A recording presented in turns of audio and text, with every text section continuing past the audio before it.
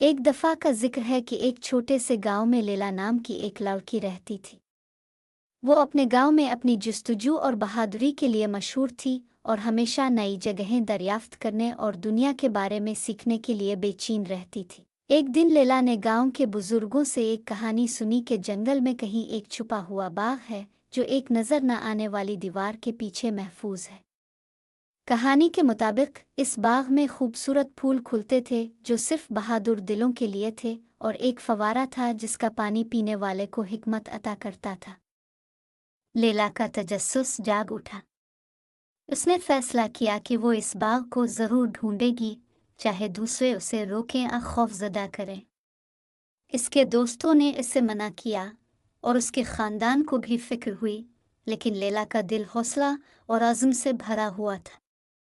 उसने कुछ खाना बांधा, अपनी छोटी सी लालटेन ली और सुबह सवेरे निकल पड़ी। जैसे ही लैला ने जंगल में कदम रखा, इसे कई मुश्किलात का सामना करना पड़ा।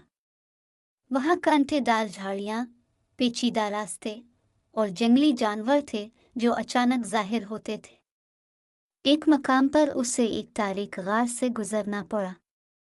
खौफ के बावजूद उसने गहरी सांस ली, अपनी लालटेन को मजबूती से थामा और आहिस्ता आहिस्ता गार के पार चलती रही। लंबे सफ़र के बाद आखिरकार लैला एक चमकदार पुरस्कार रुकावट तक पहुंची। इसे फितरी तौर पर अंदाज़ा हो गया कि यह खुफिया बाग का दाखिली रास्ता था।